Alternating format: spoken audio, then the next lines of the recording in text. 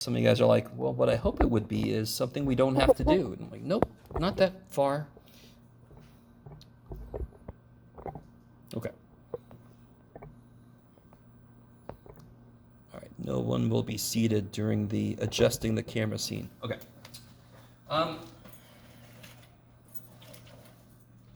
So here's the idea. We've got kind of the feel for parametric equations. If you weren't here last time, you got to watch that video. But it's really not that bad. Instead of just making an XY table, we make a TXY table. So we pick values for T. They're going to almost always give me the range for T. And when you do this, you leave some room in between each one, each whole number input, just in case you need better resolution. And when you were here, you actually saw that happen a couple times. We had to get slightly better resolution because of the repeated nature of this. I didn't need to do that a lot. I just needed once to get the curve. Was it curving in or was it curving out? Okay. Similar thing happened down here. This one's nice and simple. Then you got this separate kind of idea about you can sometimes eliminate the parameter. So then you look at these as systems of equations. So if you solve one for T, you can plug it in. But there's a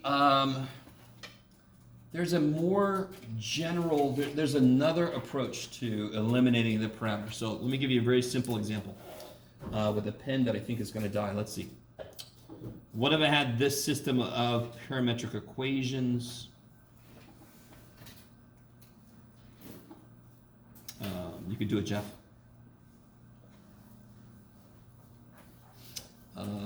Sure. Okay.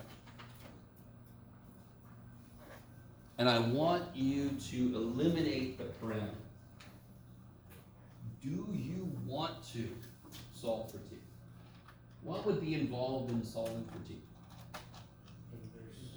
Inverse sine, right? And then you gotta plug that in and so. But isn't it like since the front part is the same? Oh wait, no, because it's not squared. Well, we can do that. So what Sarah's picking up on is, what is the best identity in trigonometry? The best trigonometric identity. Cosine squared plus sine squared is 1. Yes. Yes? And I don't see anything squared up here, but I don't give a shit. What's x squared? What's x squared? What's x? What's x? Okay, so what's x squared? No. Nope. Try again. 4 cosine squared, 3t. I like it. And what's y squared? 4 sine squared, 3t. So what is x squared plus y squared? 1. Yeah, 4. Can I factor 4 out? Is that okay? You could, yeah. Because I want to and I really need to. Because what's this stuff in the inside? What's this stuff? 1. Yes, so I get x squared plus y squared equals? No. 4. 4 times 1, yes. Cash says for completeness, I'll say the whole damn thing. So if you were to put in your graphing calculator, let's do it, because I got it sitting right here. If you don't have one, too bad. No, if you have one, I could run back to my office in a minute and let you get one. But let's try to put this in here. So 2 cosine 3t, and what was it, 2 sine 3t. Make sure that I'm in radians. Yes, and then I hit graph. Let's see what happens. Oh, I got a circle. A circle of radius 2, which is exactly what it's supposed to be, yes? All right, so that we shouldn't have to do this kind of thing too much, but that opens the door for if you have to work with more parametric equations and you have to kind of eliminate the parameter, there are more creative ways in certain situations besides just solving for T. Yes? Now, if I don't see a trig function, I can just solve for T and plug it in. We've done that a couple times already. But if I see T stuck in some trig, I'm thinking trig identity. Let me try to square my stuff and see if I can recreate a trig identity. That's one other way to get rid of T. Are you guys at all with me? So if x is this and y is this relationship must be true. So I eliminated the parameter in a very kind of subversive way. Not directly, I didn't take it and throw it in the other guy.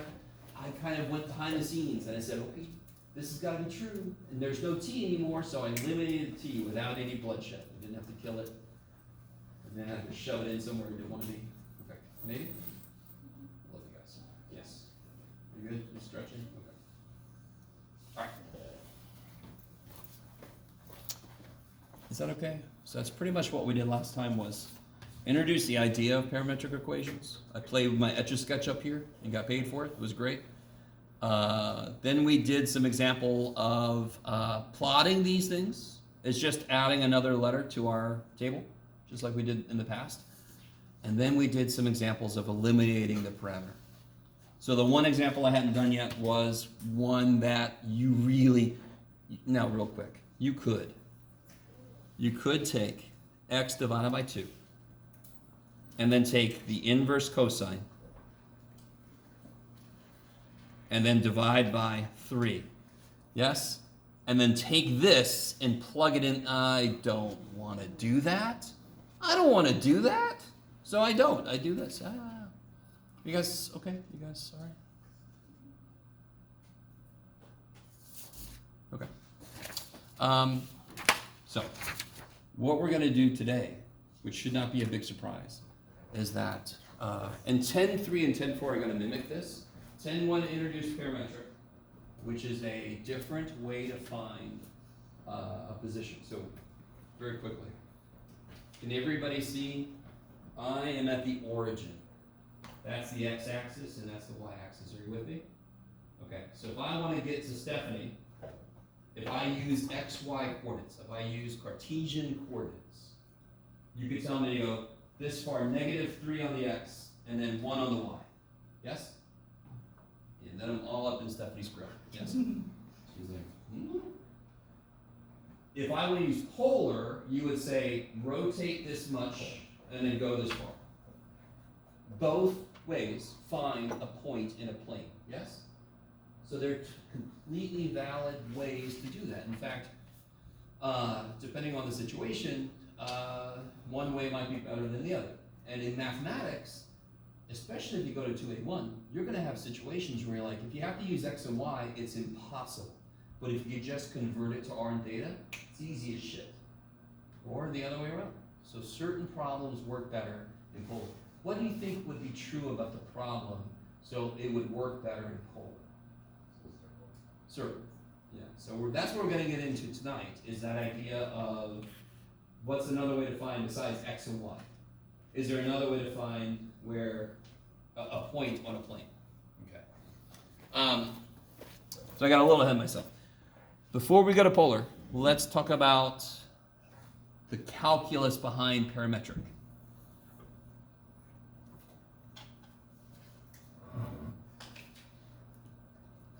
I don't know. My English is not Englishing tonight, so the calculus uses of parametric, sure. Normally, if I give you y as a function of x, and I ask you to find the derivative, you would just do dy dx, Jeff, equals f prime of x. Ooh, that's amazing. Yes? Now we're going to get old, new. So if I'm given parametric equations, sure, I'll do this. So I'm just trying to show you that x is a function of t, y is a function of t. How would I do dy dx then? So here's what's kind of funny about this. So if I want to do dy dx, yeah, let's see. If I do, what could I get straight from this? Y is a function of t, yes? What derivative could I take? Yeah, derivative with respect to t, right? So if I have y as a function of t, I could do dy dt, yes? And that's g prime. Is that cool? Where we understand prime is derivative with respect to t. That's why this notation is superior, because prime is hiding what you're doing, but normally it's whatever the input variable is. That's what it represents you're taking the respect to. Yes? Okay, are you guys with me? Does that make sense? If I have y as a function of x, I can do the derivative of y with respect to x. If I have y as a function of t, I'm going to do it with respect to t. So what is dx dt?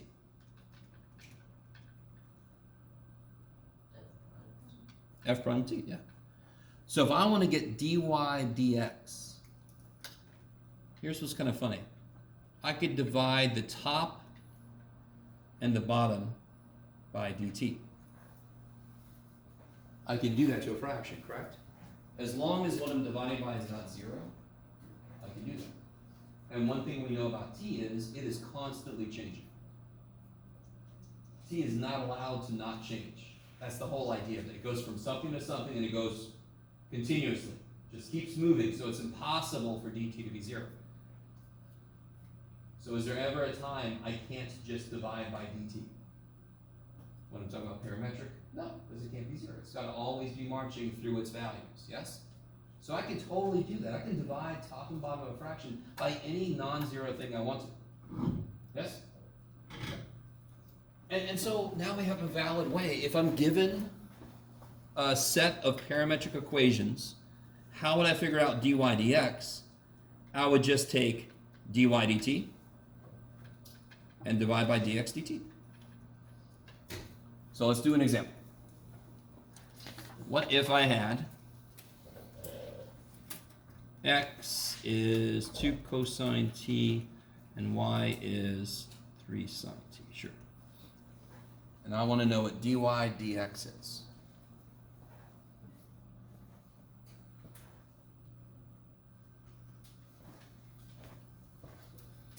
What would I figure out? Two things.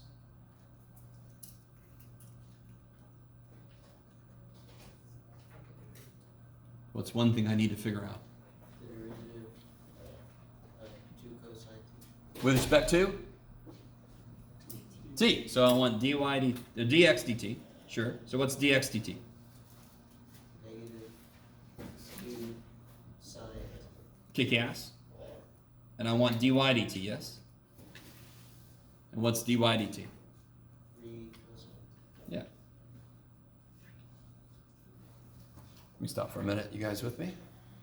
And then if I want dy dx, I want the dt's to cancel. So one way I can do that is just divide the two things. If I take dy dt and I divide by dx dt, algebraically the dt's would cancel, yes? So that would be dy dx. Now I just fill in what I know. What is dy dt? It's freaking 3 cosine t, Jeff. That's what we just told you. All right, geez. No, there's no 2 in there, Jeff. That's what you're going to do later. Okay. And then dx dt is negative 2 sine t. So then I get negative 3 halves, and what's cosine t divided by sine t?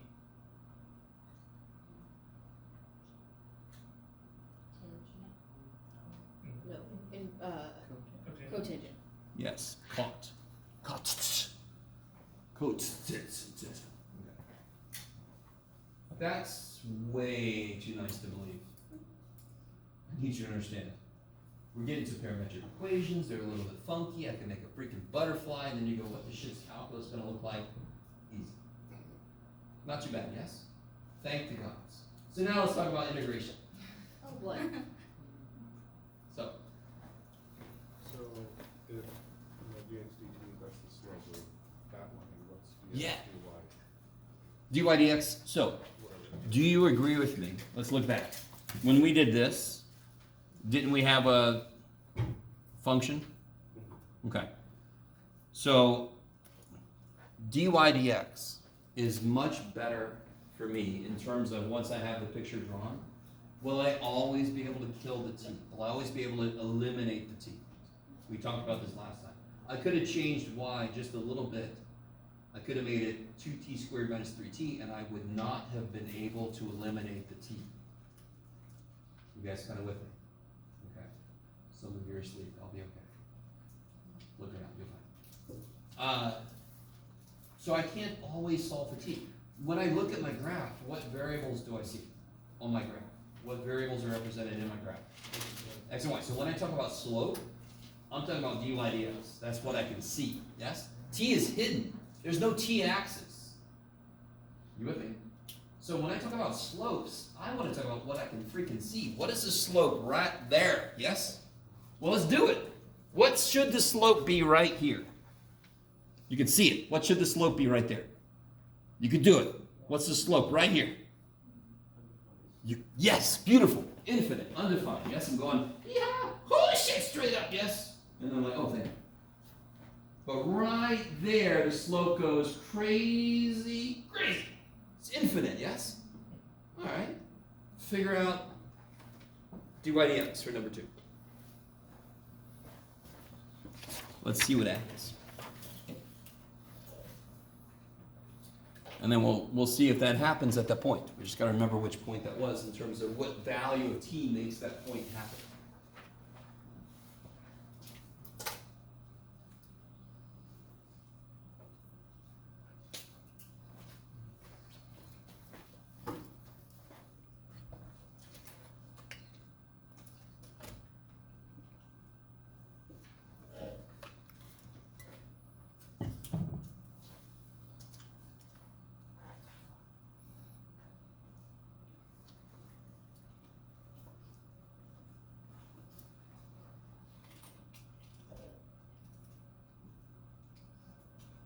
So when I do dx dt, I get 3t squared minus 6t, yes?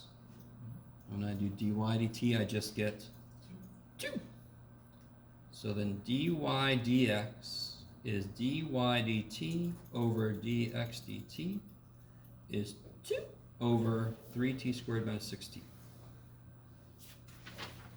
Now immediately you can see that there will be a few places where the slope goes infinite, yes? Can anyone tell me one location where the slope goes infinite? 0. Yes, it's 0. Cool. What's the other location where the slope goes infinite? 2. So if you factor the bottom, take a 3t out, you get t minus 2, so t equals 0, t equals 2, yes? So let's see, t equals 0 corresponded to 0, negative 3, which is right here. And sure enough, infinite slope, yes? T of 2 corresponded to negative 4, 1, which is the one I was talking about. That's my 2 infinite slope locations. Are you guys with me? Now, you don't have to just do the infinite slopes. What should the slope be here, does it look like?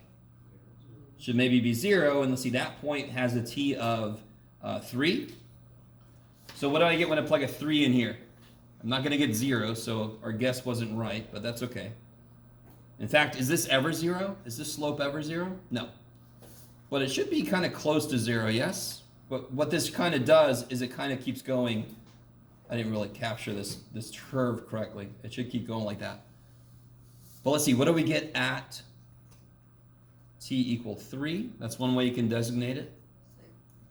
I get 2 over 27 minus 18, yes? Which is? 27 minus 18? Yep. Which is pretty small. So it's okay that our guess was 0, that's fine. Because it was from my crappy drawing, for one. You guys semi with me? T controls the day. But when I look at the finished result, I only see x and y. So if I talk about slope, I'm talking about how much is the x changing while the y is changing. Because that's what I can see. So what's really neat to me is, that's what I'm calculating. T kind of remains sort of the behind the scenes dude. Now here it's very explicit. I gotta plug in what T is, but T is still sort of behind the scenes because it still doesn't show up in our picture. Okay, maybe. How do you guys feel about that? I mean, to be honest, compared to what you might have imagined that was like, that is freaking easy. Yes? Hopefully. Okay. So, with that said, you guys try out on the other side of the one with the fish they ate in New York. I gave you a problem here. Try to do the first 2. Try to do the first 2.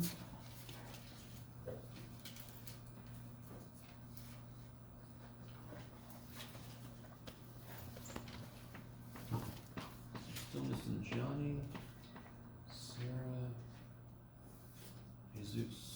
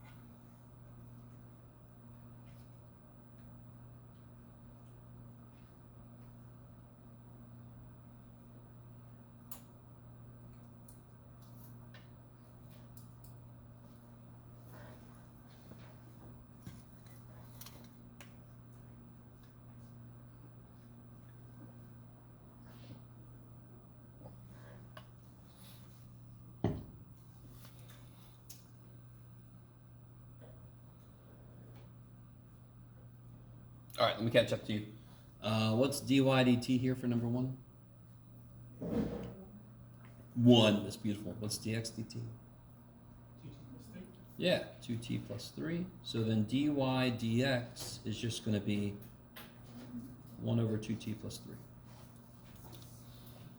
3. And if I want dx dy instead, which is a little less usual for us, is something that we don't normally deal with, but you guys remember implicit differentiation? This is easy as shit. I would just flip it, right? And get dx dy. Number 2 says, find where they're horizontal or vertical tangents. So the very first thing I've got to do is the same thing we just did. What's dy dt? T squared.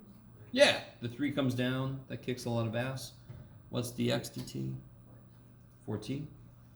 So when I do dy dx, I'll get t squared over 4t, which reduces to, Should get t squared minus 1. where are we at? dy dx, or dy dt is t squared minus 1. Oh, it's a t. Oh, I totally read that as a, what do you call it? I read that as a 1, yeah. I gotta get stronger glasses. Damn it. All right, thank you. So yeah, you can't reduce that, thankfully. So, horizontal tangent lines. Where do horizontal tangent lines happen? At -1 No, I mean in general. In general, Where it is. when the slope is 0, yes? And what would make this fraction become 0? Yeah, so if the top is 0, I'll get horizontal. And now hit me with the answers. Negative 1. Yeah, plus or minus 1. Yep. And when will it have a vertical? 0. What about 0? 0. When the bottom is 0. I love you guys. Okay. Sorry, I got a little bit out for a minute. When do I have a vertical? 0. Okay, what about 0? 0. All right. All right. He must not have heard me. I said 0, Jeff. All right. So when t is 0. Yeah. All right, good. You caught up to me, damn it, Jeff. All right. So when to get the vertical tangent line, I need the bottom to be 0. That gives me the infinite slope. And then, of course, I just make the derivative equal to 0. And if fractions top is equal to 0, I make the whole thing 0. You guys with me? So that's basically 180. But with one extra layer. Because now we have this behind the scenes T dude. Yes? Okay. Maybe. Mr. Waller, Yo. why would you need to find dx dy? Oh, if, for example, if all of your functions are defined x as a function of y, it might be easier or more useful to find dx dy. I need you to understand, the y-axis being this and the x-axis being this is completely arbitrary. We could have learned x equals my plus b. That could be the equation of a line. Yes? You understand that? It was just a choice we made, right? even the letters we chose, there's a whole history of why the shit is X so important.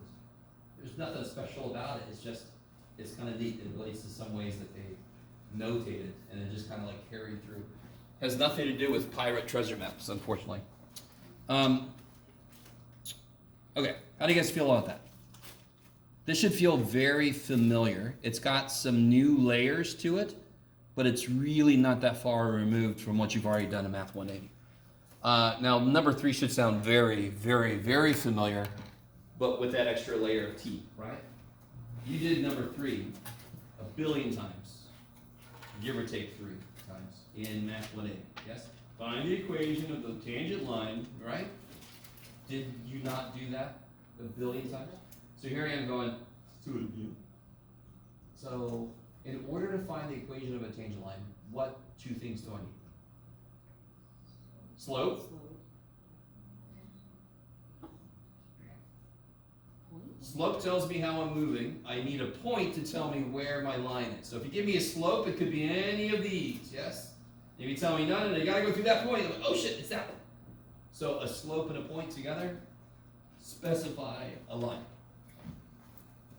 Take a minute to figure out the appropriate slope. Figure out the slope.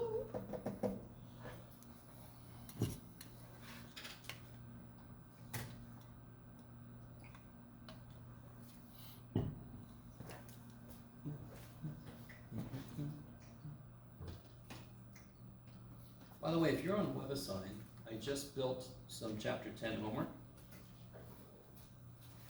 If you notice that the homework on WebAssign is not there, that is not a cause for celebration. That's a cause for concern, because you're not going to get extra time just because it wasn't there. You got to let me know. So at the same time, I understand it's not your job, but I don't even think about WebAssign. I personally hate it, but some students get a lot out of it. So if you notice I haven't put the homework in there, just let me know. Just say, hey man, put that up there so I can actually do it. I'm like, okay, I'm sorry.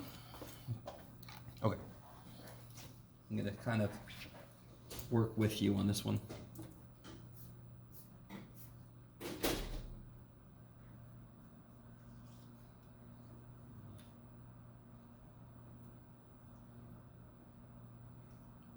Let's see if you guys remember your stuff here. What's the derivative of tangent t? Kick ass. And what about secant? Secant tangent. And so I want to know at t equal 3. Damn, Jeff. So dy dx will be secant squared t over secant t tangent t. And what can you do there?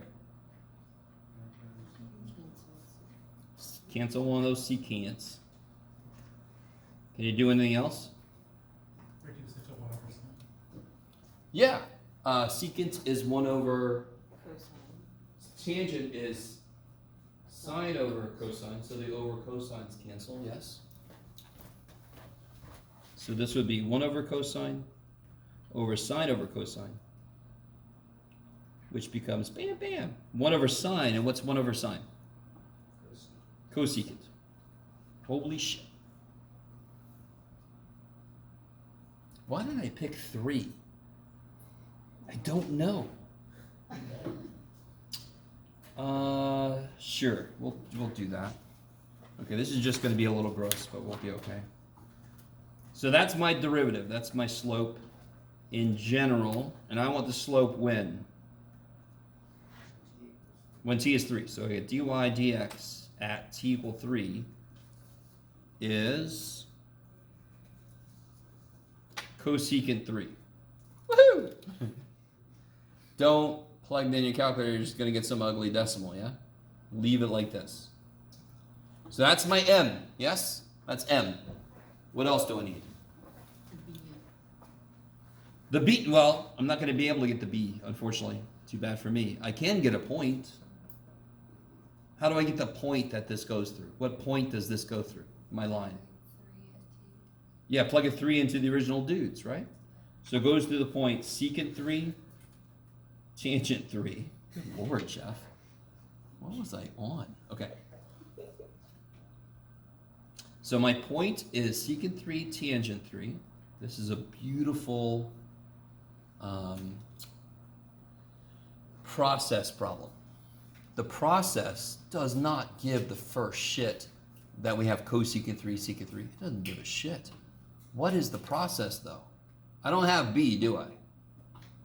So a very direct way you could do this, and this is actually related to Taylor series and so forth, is just this way. Remember this guy? Yeah. And that's Taylor series. That's the first step of Taylor series. That's going out to the, that's the Taylor series degree 1. Right? No? Yes? Screw you, Jeff? Okay. So then y minus what?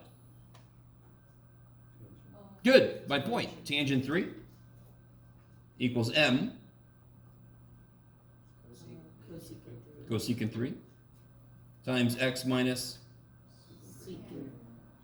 secant 3. Woohoo!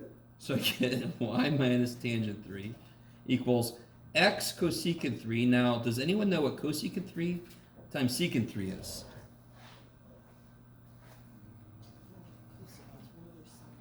No. Okay, sure.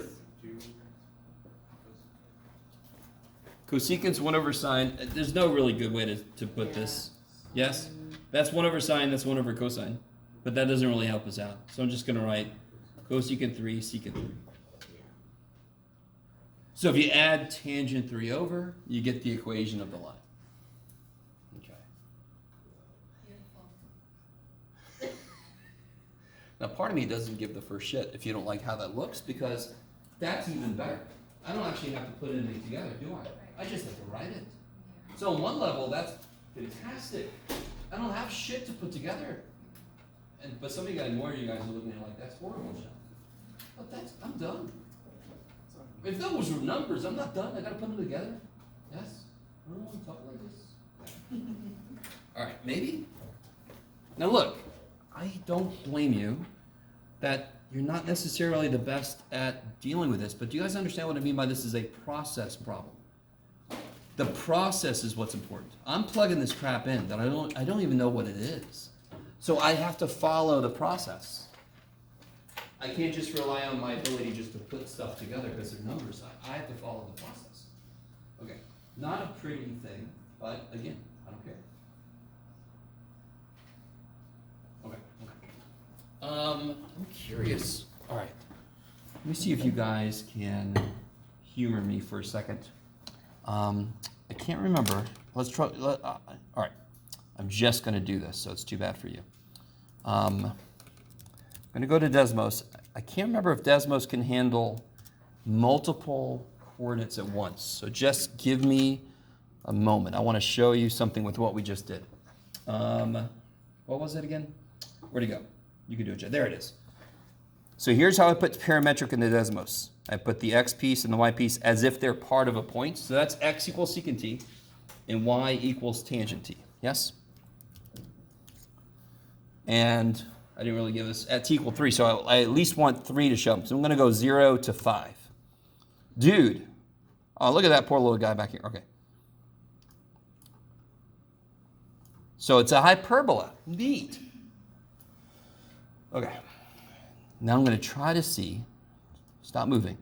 I'm going to try to see if I can put in here our equation. Y equals, and I think it should be cool. Let me see if it's cool. Yes, it's so cool. Okay. So guys, I'm going to add the tangent 3 over. I don't know. Is anybody with me? You guys with me? I'm playing with Desmos. I know. I couldn't remember if it could handle this. And you're all like, I don't know what the shit you're doing, man. I'm just plugging the equation in that we just came up with, yes? Minus cosecant 3 times secant 3. Let's see if it can handle that. I might have just screwed it up. Should I not put the times in there? Oh, man. Oh, it is having some trouble. Darn it. Why is he having trouble? Let me see. Why would you be having trouble? Oh, well. Huh? Got you. Ooh, thank you. Now, at t equal 3, let's see, I think, yeah, cool. If I put t equal 3 in there, it actually shows me that t equals 3 is right there. So now watch. Sorry. No, okay. Let me turn this back off. So see how that tangent line is hitting? That is completely the tangent line to this point right there. And that is the point when t equals 3. So this is exactly what I would expect to see. If that tangent line was correct, the point that is represented by t equal 3, I should see a line striking that and going off like we did in 1/8. Yes? Okay, I'm so happy. Very happy you guys are patient with me. Gave me a moment. I'm very happy Desmos can handle multiple coordinate systems at once. That kicks a lot of ass. Okay.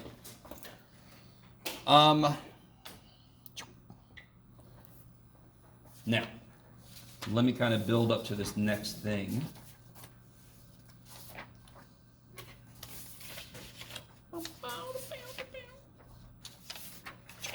Okay. Next thing we're going to look at, like I said a moment ago, is integration. So normally what I do is I have y as a function of x, and I want to integrate from a to b f of x dx. Yes? With me? In fact, let me write it more like this. Let me just use y and x. That pretty much captures, like 3/4 of math 180. Yes? Maybe not 3/4, maybe 3/5. Yes. Okay, so here's what's funny. Exactly what you hope would happen is what happens. So if I give us, I kind of wish I hadn't written this. Pretend like it didn't read that. We've got this here, right? Let me write him over again by himself. There he is in all his glory. But I tell you, or the problem tells you, sorry, I gotta switch because he's gonna die in a minute. X is a function of t, and y is a function of t. So how do I integrate this then? They have to tell me. So currently, what do the a and the b mean in the interval? What do they reference? The bounds. Bounds for what? It tells me. No. What do the a and b specifically mean? The interval is the area. What do the a and b mean? What's the interval I'm taking the interval with respect to? What's the variable? A. What's the variable I'm integrating with respect to? X. So what are the limits be? A to b. What's going from a to b? X. You guys with me? This is why when you do u sub, you have to change the limits, because the limits are what that variable in after d is doing. So if you make it a u, you better have the numbers that represent what u is doing. You gotta always think about what u be doing. Okay. So this tells me what x is doing. So over here, I'm going to tell you that t, and of course, I wouldn't be an asshole math teacher if I didn't use some Greek every now and again. So we just have to do that, right? Is everybody with me so far? I mean, this is old news. Yes? Those limits tell me what that variable in respect to is doing. I'm going to change everything to be in terms of t.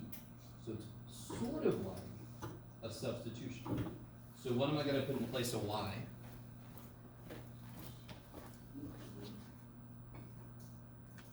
G of t, yes, right?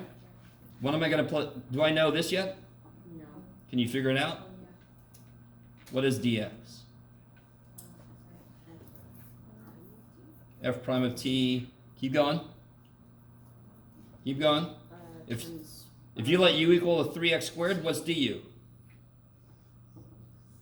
6x dx. So this is f prime dt. Yes, yes, yes. Effectively, all we did was we put the over dt that would normally be here, we shoved it over there. Yes, that's where u sub comes. That's kind of like where that process comes from for u sub. So now I've got what I need. That I just shove in place of dx. Yes. F prime t dt. And then what goes here and here? What's got to go here and here now? Alpha, beta.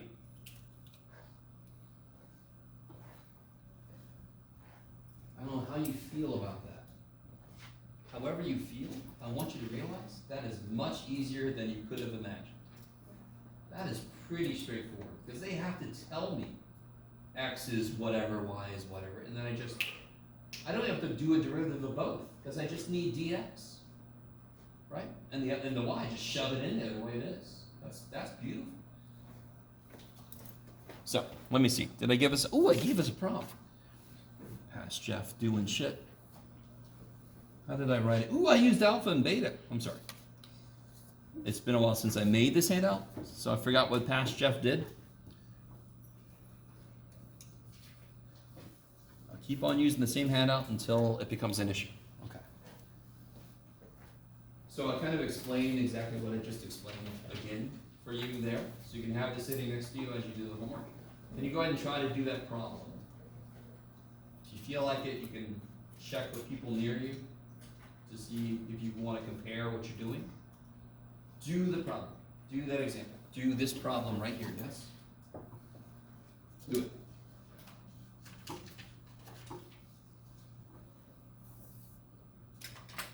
you have to? No, you don't have to. You can sit there and stare at me if you want to. It's totally up to you. You can draw a duck. I won't know you're drawing a duck. I'll just go, oh, look, he's one.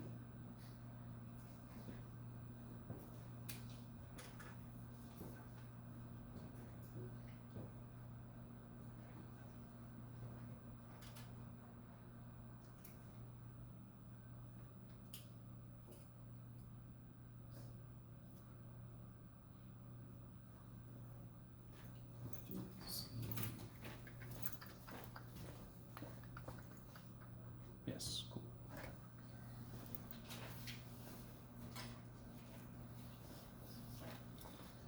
Oh boy, I'm not sure. Looks like past Jeff made some kind of interesting problem here.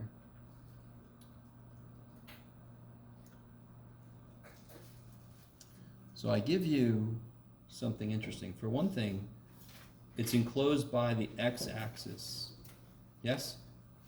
And this curve. So what are you guys doing first for this problem?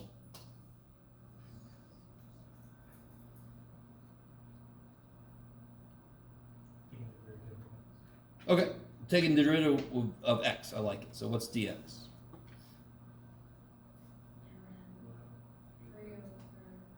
3 over t, kick ass, yes?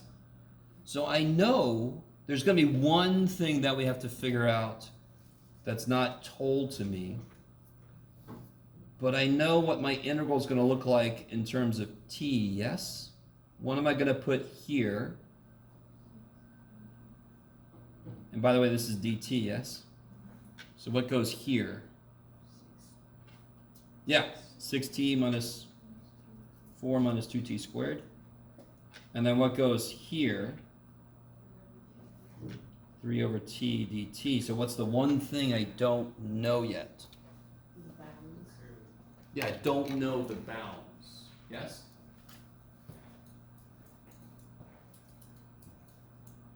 So one thing I tell you is, one wall is the x-axis, but it's also got to be enclosed by that curve, right? So one way we could do this, let me see. Oh. Come here. Well, here, let me do this. Can you guys, here, while I'm figuring this out for myself, you want to try to integrate this, and then we'll put the limits in. So go ahead and try to work on this integral. I'm going to try to figure out the best way to get what we need here. Ooh, that's not a good way.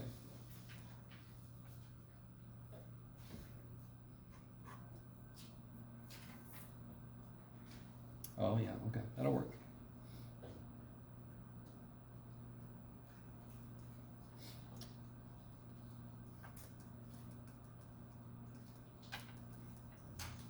Okay. Oh, okay. Yay, Jeff. Okay, that's perfect. Kick ass.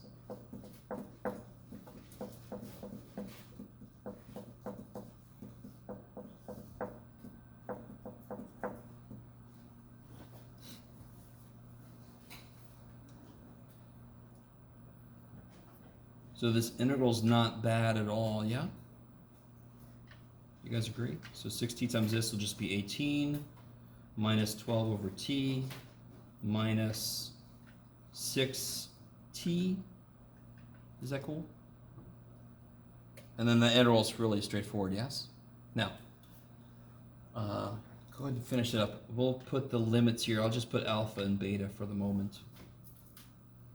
What do you get when you integrate that?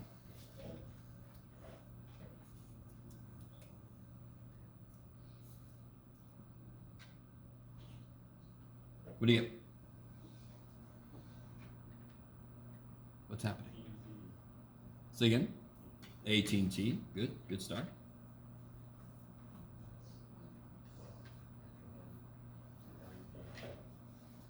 And then, of course, 3t squared. And we got to go from alpha to beta. So now let's talk about what alpha and beta are. So somebody remind me, x-axis means what? What's a definition? What's an equation for the x-axis? Y equals 0. Kick ass. So I know y must be 0, yes?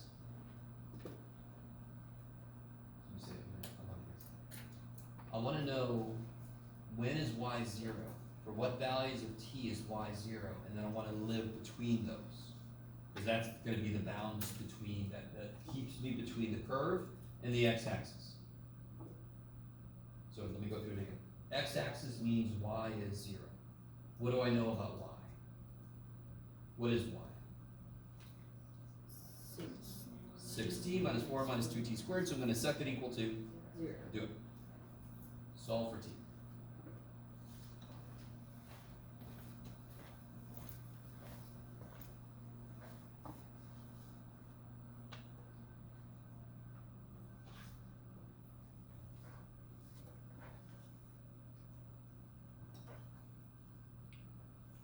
That's right.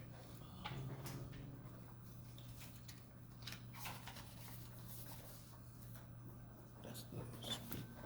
Here they are. Yay!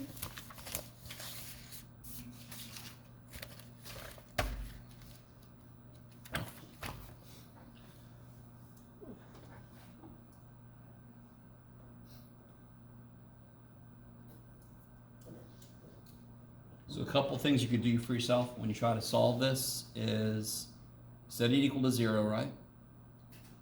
First thing I did was I multiplied everything by -1, just so I can get the t squared in front, right? I could then divide everything by 2, yes?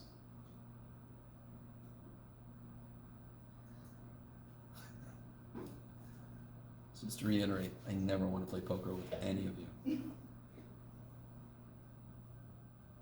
And then what do you do with that? Factor it. Yeah, so what two numbers multiply by 2? And that would be -3, -2, and -1. So then you get t equals 1 and 2, yes? So between t equal 1 and 2, it pops on one side of the x-axis, and then it goes, so now that's going to be how it's contained by the x-axis, between 1 and 2. So now I know that my limits are 1 and 2. So now I can just plug those in, yeah? So I'll get, if I plug a 2 in, I get 36 minus 12 ln 2 minus 12, I believe. And then I get minus, plug a 1 in, I get 18. This is 0, yes? Natural log of 1 is 0. Minus 3. So then I get stuff. 24 minus 15 is, I think I get 9 minus 12. Is that right? Maybe? Maybe? Curious now. Let me see. No, it can't. You little rar. I think you Did I? +4 Where are we at? on the other paper. Oh, because the thing I did from the first step to the second is I multiplied everything, both sides by -1. Oh, So that becomes positive, that becomes negative, that becomes positive. Right? And it's just because the t squared term, it's easier to deal with if it's positive. But I appreciate you looking out for me because I'll do that kind of thing. Okay. All right, let me, are you guys with me? Yes? Why does that tell us that the bounds are 1 and 2? Because that's the part, when t equals 1, it crosses the x-axis. And when t is 2, it crosses back. So therefore, between 1 and 2 is bounded between the curve and the y-axis, and I'm sorry, the x-axis. Now I'm curious. Let's see what this thing looks like. If you have a calculator, let's try to plug this thing in. Where'd it go? There it is. 1 plus 3 ln t. 6t minus 4 minus 2t squared. Okay, let's take a look here. I gotta be careful because I don't want t to go below, or I don't want t to be what, or below. Anybody? What's the, yeah, I don't want it to be 0 or below, so I want to start at, I need to start at 0.01, and then it doesn't matter what I go to really. So let's see, let's graph this thing, let's see what happens. Yaha! All right, cool, not too bad. So let's see. Oh, this is kind of cool. If you hit table, do you see how it makes a TXY table? And I think I have it on ask. If you guys don't know much about the table, if you set this to ask, this independent one to ask, then you can actually put whatever value you want in for t. So if I put 1 in for t, that's Jeff. Oh, it's 1, 0. And if I put 2 in for t, that's blah, blah, blah, 0. So that's where it hits the x-axis, correct? So that would be right here. So that's where the curve is bounded by it and the x-axis. Is that cool? Okay.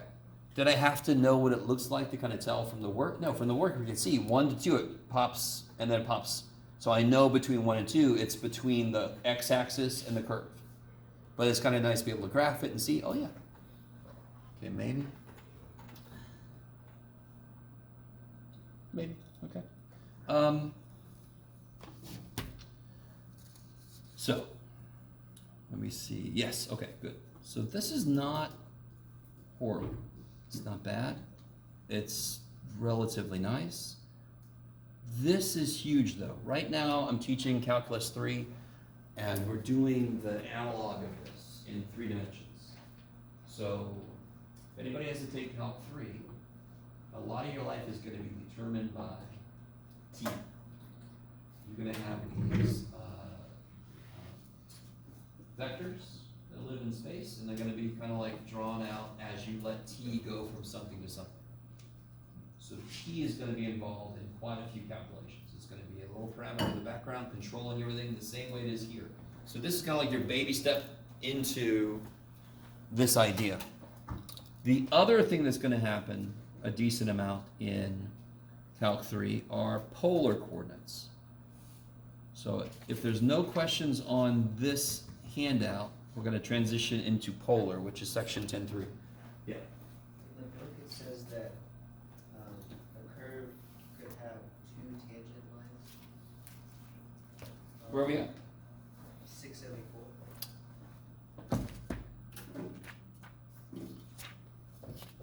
Yeah, that is if I have a curve that crosses itself. Is that this picture here? Oh yeah. So like if I'm at the t, okay, let's follow this along. Do they give me t values? Ah, here, okay. T equals 1, t equals -1. They don't give me any t values for anything else. Those bastards. So I'm kind of going this way. So this is maybe t equal -2, t equal -1, t equals 0, t equal 1. Are you guys kind of with me? Do you guys see at this point in the xy plane, I go through it at 2 different times, correct? So for a single point, if somebody gives me an xy point, that is not good enough. I need to know what time they're talking about, yes? So aren't you in this room at different times during the week? You guys with me? Does anyone have a different class in this room? I do. All right, that's great. Okay. So me, I'm in this class more than this.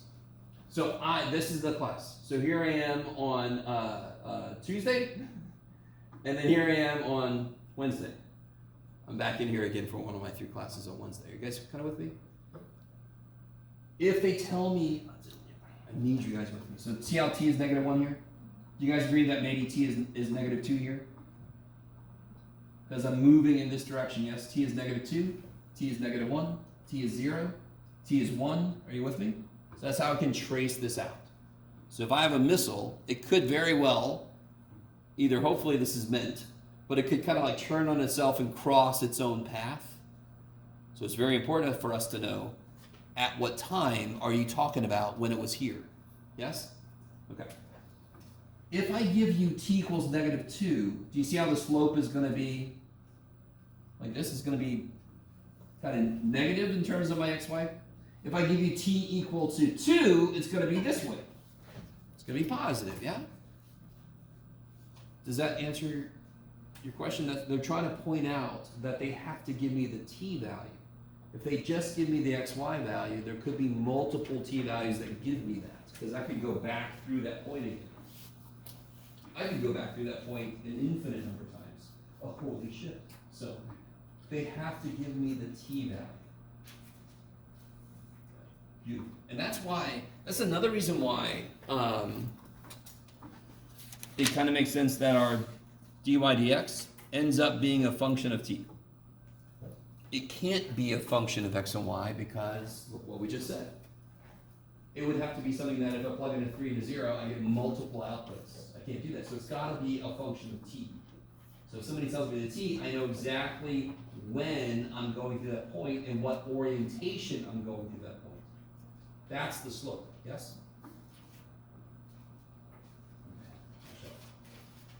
Now one thing I almost always forget about is this, and I just remembered because I happened to splash it up here. This is what the second derivative looks like. This should not be a big surprise. How do you find the second derivative? Well, I take the first derivative of the first derivative, yes? That would be a second derivative. So then I would take d by dt of this over d by dt of x. So that, all that's really happening there, I don't know if they show this. I don't think they do. Why isn't it another You ready? dy dx? Why is it d or dx? Where are we at? Sorry? Are you talking about why this becomes this? Oh, got it. No, I got it. I think. Maybe? I don't know. All right, so look what's happening. Let me kind of break this down for you. Because it's a little bit trippy as to where this comes from. D squared y dx squared by definition means take the derivative of the derivative. That first step is nothing new. How do you get the second derivative? I take the derivative of the first derivative. That's all it says, right? Now break this apart. By the way, quick side note. Everybody's cool with that, yes? That's just the definition of the second derivative. It's the first derivative of the first derivative, yes. What's a better way to write this? I can write it like that. What's a better way to write that? dy dx, yes? Yes? So I could do d by dx of stuff, but it's just convention to put the stuff up top. Because it's the change in stuff as x changes, yes? Are you guys with me? You know, like, just get to your point, Jeff. All right, I'm sorry. So I'm going to rewrite this like you guys just told me to. Same thing, yes? If that's y, I can shove it up there. Bam, same thing. And now what do? I do the exact same thing we did before. I throw a dt here, and I throw a dt here. Do you see how the dt's would just cancel back out so that I can go backwards to where I started? Yes? Maybe. dy dx. What is it a function of? T. When you're talking about parametric stuff, it's a function of t, yes? So then it makes sense that to do the second derivative, I'd have to do the derivative with respect to time, because that's what this is going to be a function of, yes? And then x is a function of time, also. So it gets its own little derivative on the bottom. So we actually just did the exact same thing we did for the first derivative. I wrote what the second derivative is, totally in rectangular, and then I just divided the top and bottom by dt. So that's how they got to here.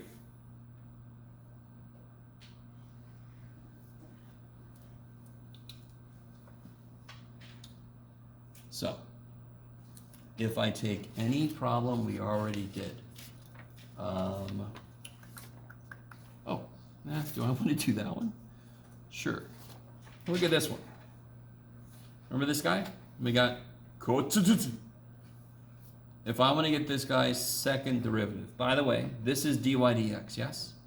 If I want to get d squared y over dx squared, get out of here, book. I would do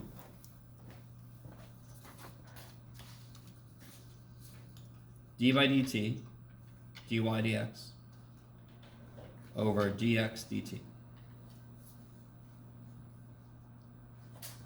What was dy dx? It was this, yes? So I just do d by dt of negative 3/2 cotangent t over d by dt, and what was x? X was 2 cosine t on this problem, yes? What's the derivative of cotangent? What's the derivative of tangent? So what's the derivative of cotangent? Negative cosecant. Co stuff is negative, yes? Which finally explains when you learned in trigonometry, cotangent and tangent go together, so why don't cosine and sine kind of like do that? They don't, because now we know all the co shit has negative derivatives. That's a first level connection between them all. Cool is right. Sorry, so let me catch back up. So that's gonna be negative, cosecant squared cancels with that negative, yes? And then what's the derivative of 2 cosine t? Negative 2 sine t, we just can't escape the damn negative, so I get negative 3/4. Cosecant squared is 1 over, I'm just going to make this cosecant cubed. Is that cool? 1 over sine is cosine, 1 over sine is cosecant, so I'm just put another cosecant up there. Okay, I like it. Hey Mikey, I look out at your faces, and what I see is this. What the hell did he just do? But then nobody's asking anything, right? Everything I just did should be accessible. Should be stuff you've done before, the trig stuff over here. The derivative, you just gotta remember what the hell it is, and just remember all you have to memorize is the non-co stuff, because the co stuff, just throw a negative in front of the co thing, yes? Beautiful. And then the simplification is just, I could either take those two down and make it sine cubed on the bottom, or I could take that up and make it cosine cubed on the top. So I just wanted to put stuff on the top because I like stuff on the top. Okay. So finding the second derivative is not too terrible. There it is. Okay, maybe. So, last idea for the night. And it sounds like we're going to end like soon, but we're not. This idea is going to take a little while. And I kind of brought us into it a little bit. Do you guys remember talking about polar in pre-calculus? Wherever you took pre-calculus? Yeah. No? Yes. I like your honesty. So, did you take it here or somewhere else? Out of curiosity. I took it at my high school, but it's very low. Shit. Sorry. On behalf of the profession, I'm sorry. So it is possible that you could have went somewhere that they just didn't, which I can't even say it without feeling pain. You might have went somewhere they did not teach you polar in pre-calculus, which is crazy, but it's okay. It's not your fault. What can you do? So here's the idea of polar. So maybe I should do just a little bit more introduction to this. Anybody feel like you've heard it but forgot all about polar? Yes? Okay, appreciate that, Elijah. Yes? Okay. A few of you guys? Yes? There you go. See more people like, oh, somebody else raised their hand. Me? I don't know. All right. The idea of polar is exactly what I was talking about earlier. The idea of it is really straightforward. So I can either tell somebody, go this far on the y-axis and this far on the x-axis and you get the equation, yes? Or I could tell them, face the x-axis, turn by this angle, and then walk this far, yes? So that's theta and r. So if I want to find a point on a plane, I can either talk about rectangular coordinate system. Go this far this way, go this far that way, and you can find a point. Or rotate and go this far out. Yes? I can even tell somebody to rotate and walk backwards. that'll be negative R. Or I can tell them to freaking rotate all the way over here and go forward. So we're going to see there's going to be multiple ways to define a single point using polar, because freaking theta doesn't ever have to stop. Yes? Just keeps going. Remember coterminal angles? 70 degrees is the same thing as 430 degrees. Ooh, shit. Yes, it just keeps going, just like this. Okay. So the beautiful idea with polar, let's do this real quick. Everybody draw for me on your paper something at least as good as this. Okay. It's a very low bar I set for you. Oh, I didn't want to be that specific, damn it. All right, let me draw this again. Don't put scale on it, just this. This is the one time you don't have to put scale. So pick a point in the, somewhere. I'm going to put mine in the first quadrant, but it doesn't really matter. But let's put it in the first quadrant, just to make this a little easier to talk about it first. You look at me like You took away the lines, I just drew them up. I'm sorry. I'm evil, don't you know? Okay. I don't want to be as specific because I want this to be kind of general. So in rectangular, this is x, y, yes? That's amazing. So this is a very good way to locate points in a plane. Very nice, nothing wrong with it at all. But sometimes it leads to horrendous equations for things that should have very easy equations. What's the equation of the unit circle? What's the equation of a circle with radius 1? Do you guys remember? X squared plus y squared equals 1. But what is, can you just tell me the defining quality of a circle? If you just say the radius is 1, isn't that all you have to tell me? And I can see it in my head. The radius is 1. Now the radius is 7. Holy shit. Okay, now I see that in my head, yes? So I should just have to tell somebody r is 1. That should be all I have to tell somebody. X squared plus y squared equals 1 versus r equals 1. Which one sounds like it's probably easier to work with? R is freaking 1. Hell yeah. Yes? Especially when you have to integrate shit. Yes? Okay. So what I want to do is I want to figure out what is the relationship between x and y and r and theta. I want to figure out conversions between the two. Yes? Whenever we have a different coordinate system, one example is, it's not really a coordinate system, but temperature scales. How many temperature scales do you guys know? 3? So we guys know 3? So what's the one that we use here? We're, I think, the only country in the face of the earth that doesn't use metric. We use Fahrenheit, yes? The rest of the world's like 212 for, what the hell's wrong with you people? 100 degrees for boiling point. What's the other one that most of the rest of the world uses? Celsius. And then what's the last one that some of us might not know about? Kelvin. 11. 0 Kelvin means everybody's dead. 0 Kelvin means all the energy is gone. So there's some dumb movie, the day after tomorrow. Oh, I love that I'm movie. sorry. But it's okay. I like dumb movies too. I like to turn my brain off, give me some popcorn, stuff. So nothing wrong. Don't get me wrong. I love my dumbass movies, but that is a dumbass movie. The idea in that movie is like absolute 0. I think there's like this ice that's coming down, and they're like, oh my god. Yes. It's like a hurricane of 0. Yes. Okay. So in that movie, they do talk about the idea of absolute 0. Yes. So absolute 0 is the absence of energy. We're not going to talk about Kelvin because not all of us are aware of Kelvin. If you took any chemistry, you freaking know Kelvin. Basically, negative 273.16 degrees Celsius is equal to 0 degrees Kelvin. And just very quickly, when I was in grad school, the research I was doing was cooling rubidium atoms to 2 microkelvin, which is almost absolute 0. And when you do that, they all become like this 1 mega atom. And how do I cool atoms? Well, you cool atoms with lasers. Believe it or not. Because what they'll do, all right, I'm sorry. Very quick side note. What is temperature? What is it a measure of? You have kinetic energy. So how do you cool an atom? You don't stick it in the fridge. You shoot a laser at it, and if you shoot it at the right frequency, the atom absorbs it, and when it absorbs it, it slows down. So if you could do that, so what we did was, we had this chamber with rubidium in it. There was other things. There was a coil around it, so I could set up the magnetic field so that the rubidium atoms would actually hover. Pretty much, yes. Except it was this big, it wouldn't.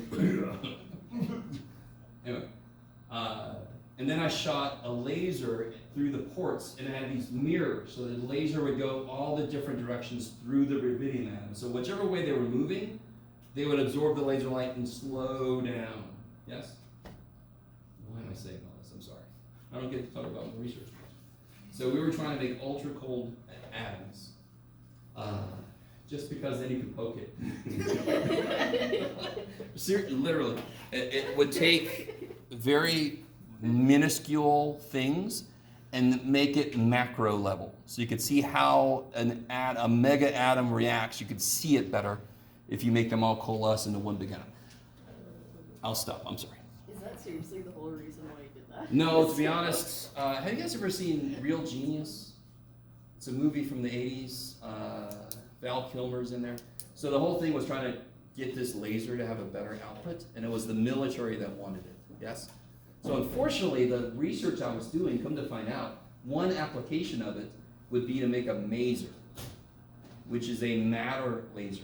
So a laser is just light that is reflected inside of this thing, and it doesn't come out until it's got a certain orientation. So it's all this light that has the exact same orientation. And when you turn on your flashlight, it doesn't like go all over the damn place.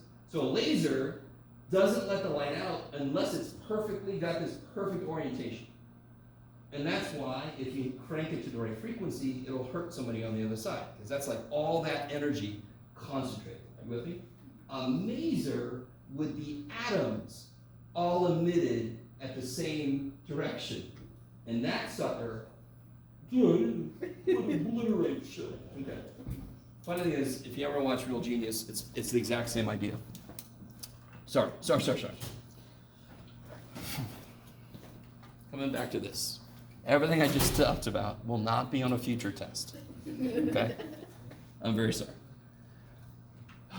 What was I even talking about? Oh yeah. So the idea with Kelvin and Celsius and Fahrenheit, I want to have a conversion between them, yes? So some of you guys might know the conversion between Celsius and Fahrenheit is 9/5 C plus 32. So if we go to Canada, you're going to want to know how to do that. If you go to Mexico, you're going to want to know how to do that. Okay. So this, can somebody help me out? What shape is hidden here that I haven't drawn yet that's going to help me figure these out? Holy shit. Triangle. There it is. So the y piece. How can I write that in terms of x, in terms of r and theta?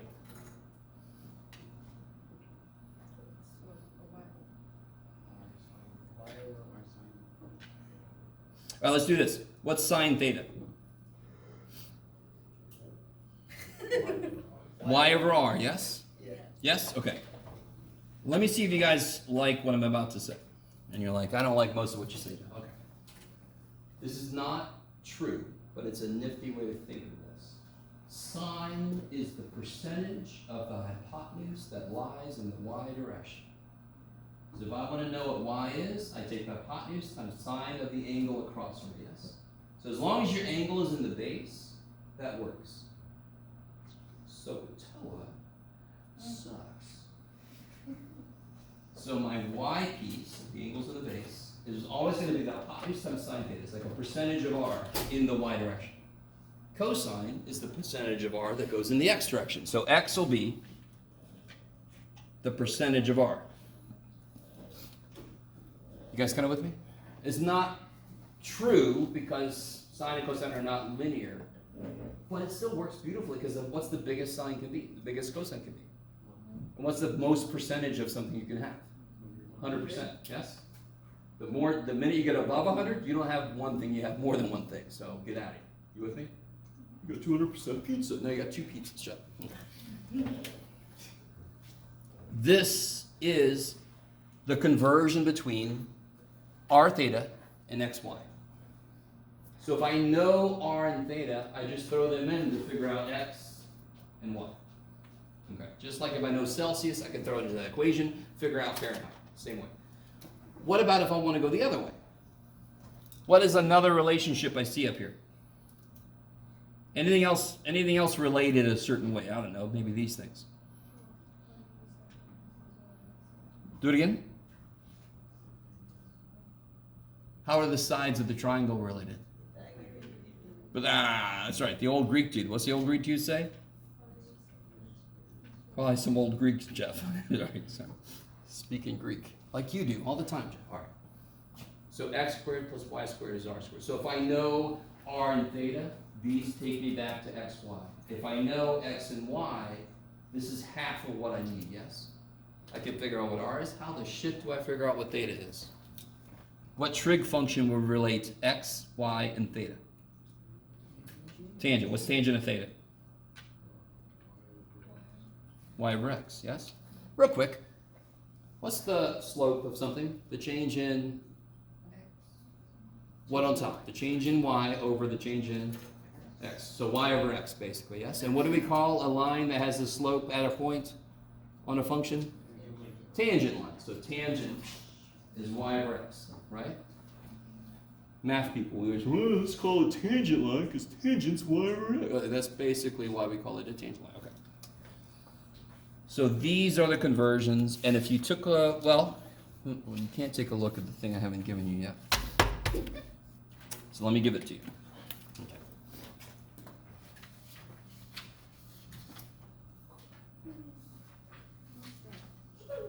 Oh, I remember these. Yeah, you do. In fact, it's the same exact handout. Really? I'm so creative. I just changed the top to say 280 instead of 176. Really? Yes. That's funny. That's funny. I'll probably, I probably have this worksheet still at home Probably do. somewhere. I probably do too. I get very good out tonight. Sarah, unfortunately, she had to suffer with me through pre-calculus, so she's got some of the same handout. Yes, and calculus. Oh my gosh, yes. Unfortunately. Her schedule just won't let her take somebody else. She's like, come on. All right. Well, I actually begged you to take the 280 this semester, so. Oh, okay. And now you're like, damn it. All right. I want to convert to rectangular. Now, one thing I want to point out that I really wish we hadn't chosen. Do you see how polar is r comma theta? Yes? Which is really dumb. Because almost always theta is the input variable. I wish we would have made it theta r. It would actually make a lot more sense. Too bad. And you guys are like, you didn't have to tell us that, Jeff. You didn't know. So when you look at number one, if I want you to convert to rectangular, I must be in polar. So what does that 1a tell me? What do I know? R is 2. Theta is 4 pi over 3, yes? Okay, so take a minute and figure out what x and y are. I want the exact answer, not an approximation.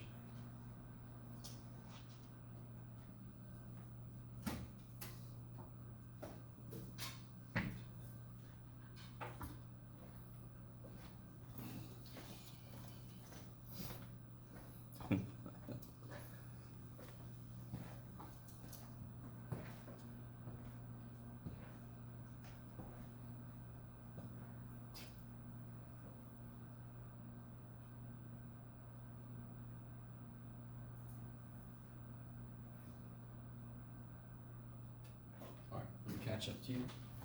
So how do you set up what x is going to be? 2 cosine 2 cosine. 4 pi over 3. Are you guys at a point where you're able to figure out cosine of 4 pi over 3 directly? What's the what quadrant am I in? Second. Am I more or less than a full pi? More. So pi is the dividing line between the second and third. And I'm past that. So I'm in the third quadrant, yes?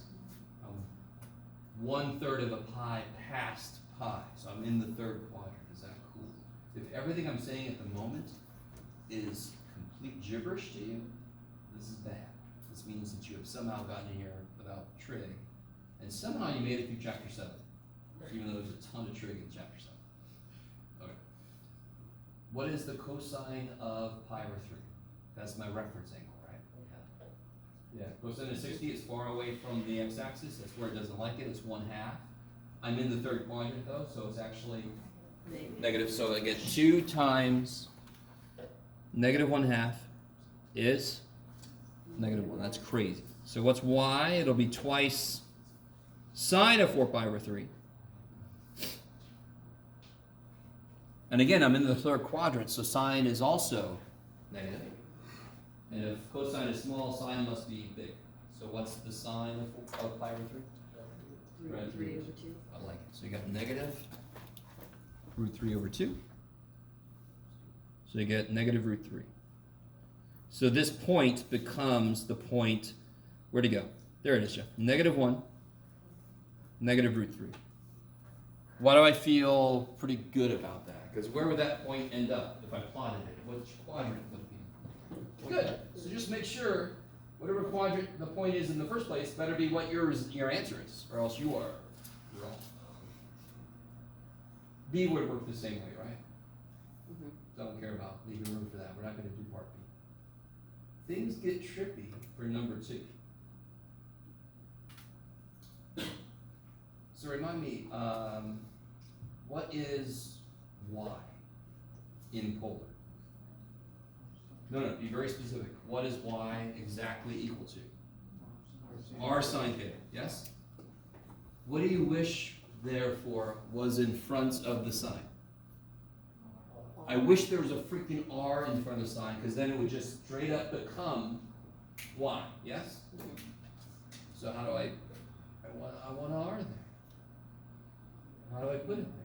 Not too bad. Cash is learning from me. Too bad. How do I shove an R there? What's the legal way to put an R there? I can't just put an R there. How do I get an R to show up there? What do I do to both sides so I can make something show up? Multiply both sides by R. Yeah. So if do you understand the thought process that just happened? I see a sign. If there was an R in front of it, that would be Y. So I want to get an R there, yes? And I see an R here. I wish that was R squared. Because what's R squared? X squared plus Y squared, yes? So I could square both sides, but that does not help me with this side. So I'm going to multiply both sides by R because I want an R to show up in front of sine. You guys get that? So if I saw a cosine, I'd want to multiply by R to get R cosine because that would be X. Yes? So if I multiply both sides by R, I get R squared equals 5R sine theta. So I get X squared plus Y squared equals 5Y. Can somebody describe to me what that would look like if I graphed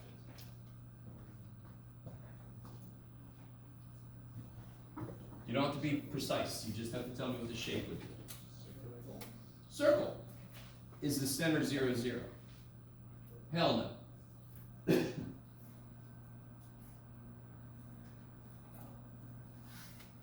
it felt like I could push you, I would ask you to figure out what the radius in the center was. Does anyone know how to figure out the radius in the center of that circle? Say again? Yeah, okay, you're thinking about the right process. So I would, here. Just because only Cash spoke up, we're going to do it. Not because you spoke up, Cash, but just because it was only you that spoke up. So if I take, so nobody hurt Cash, okay? If I subtract the 5y over, does that look familiar? Do you guys know what to do with this? I'll tell you what to do with that, okay? Half of this, and then, do you guys remember completing the square?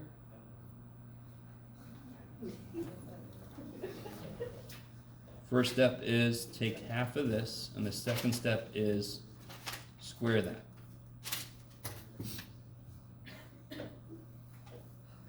Does that sound at all familiar to anybody? I see a lot of you doing this. What is this? All right. Very quickly. What is x plus 5 squared, for example? If somebody says x squared plus 25, x squared plus, yeah, plus 10x plus 25, yes? Well, how does this relate to that? It's double it, yes? And how does this relate to that? It's that squared, yes? You with me? So, what about this? X squared plus minus. No, come on. Minus 6x plus 9. How does this relate to that? Doubled. How does this relate to that? Squared. So, if I had this, but I didn't know what goes here, to make it factor like a nice thing, yes? How could I figure out what goes here? I would first, how do I figure out what this number is? Isn't it always half the middle dude? So what's the first step? Cut the middle dude in frickin' half, yes? That kicks ass because then I don't have to actually factor shit. I can just throw that there. Because that's what it's got to be according to the pattern we just noticed, yes? Most mathematical processes are just patterns we noticed. What do I put here, though, to make this work? I put the square of this shit. Why? Because that's what freaking happens, yes? I love this process. Why do we do it? Because it's what happens. So what's negative 6 squared? 30 freaking 6. So if I add 36, is this a true statement? Yes! Yes, Jeff, shut up. Let me leave. Okay. So coming back up here, I'm focusing on the y's, yes? Why do I not care about the x's? Because they're all together. The x's are the real MVP of this problem. What do I add to both sides? What part of this tells me what to add? 25 over 4. And I know how this factors. This is gross, yes? I don't give a shit. How does it factor? Throw that in there. Look at that shit. And what's on this side, 25 fourths? Can somebody tell me the radius of that circle? That's a 4, by the way. Poor little guy. What's the radius? Which is? 5 halves. And what is the center of this circle? 0, because it's been moved left and right, 0. 5 over 2? Up 5 over 2, kick ass. Yes? So real quick, the radius is 5 halves, correct? Don't I start the origin, go up 5 halves to get the center? So if the radius is 5 halves, won't it go through the origin? Sure, Jeff. So, here, watch this. Let me show you something. If you have your calculator, if you go to mode, polar. Some of you guys might have noticed that when we switched over to parametric, yes? So if I go to polar, when I go to y equals, now I got a bunch of r, and my variable is going to be theta, yes? So if I just put in here, what was it to begin with? There it is, 5 sine theta. It better be a frickin' circle that's been moved up, yes? And it better go through the origin, like we just said, because that's what the shit we saw in rectangular. And rectangular is our jam, because that's the shit we've been doing forever. So this new polar crap better do that. So 5 sine theta graph. Yay! Okay. How do you think I get a circle that's been moved on the x-axis? Instead of 5 sine theta, because sine likes y and cosine likes so totally. Continuing to suck to this day. So if I want a circle that's been moved on the y-axis, I use a sine. If I want a circle that's been moved on the x-axis, I use a cosine. How do I get a circle that's been moved diagonally? Well, here, just to show you real quick. If I make this, no, Jeff. If I make this cosine, pop, been moved on the x-axis. If I make this 5 cosine theta plus 5 sine theta, the radius won't be the same, but now it's been moved. Damn it. Hold on. Zoom 6. There we go. Ha-ha! It's been moved diagonally. The center has now been moved straight diagonal. It's got a bigger radius because now I'm adding 2 things together. So if you would have just done 2.5, Jeff, it would have been great. But 2.5. Are you guys all understand what I'm saying? When I convert from polar to rectangular, I get something I'm more familiar with. then I make a connection. Holy shit, r equals 10 sine theta would just be a circle that's been moved up on the y-axis, right? And so, you guys kind of with me?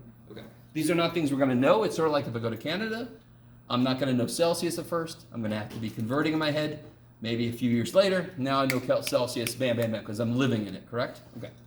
We don't get to live with polar long enough. All right, before I let you out of here, because I'm getting close to time here, I desperately want to do this, at least a couple of these with you. Because this is the concrete example of what I was doing with Stephanie earlier. And with, I think, a few of you guys, Bridget and so forth. How do you think you plot that part A? What is that part A telling me to do? As always, I start at the origin. Same way we do with x, y. Which way am I supposed to face? Pi over 3. Pi over 3. So I'm supposed to face this guy. So I'm going to turn and face him, and then I walk how far out? 3. Now here's a cool thing. This is so cool. If I took the xy plane, grabbed the x-axis, and like rotated it, I would get this shit. So this is the radius axis. So this circle would be radius 1, 2, 3, 4, and then the blue one, ooh, is 5. This is one of the better polar I've ever found. What I forgot to do is I want to print out some of these for you so you can do the homework easier. Okay. So here's a little tip. So I face pi over 3. I'm going to walk out 1, 2, 3. I put a dot, and dear God, you freaking label it. Yes? Don't just turn in homework that's got all these dots all over the damn place. And you're like, good luck, Jeff. I think that looks right. What do you think? No. Label it, damn. So you guys plot B real quick, and then we'll talk about something else we could do with it. Holy shit. I mean, yes.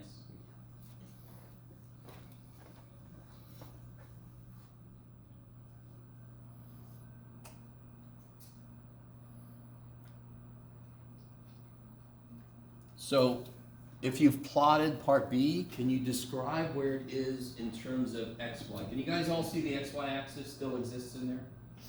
Where does it exist? Where does that B point live in terms of x and y? On the what? On the y-axis. Because what am I supposed to face? The consequences of your actions. No, I face 3 pi over 2, and I walk out 1, 2, 3, 4. So that is the y-axis, yes? In fact, what point is that in terms of x, y?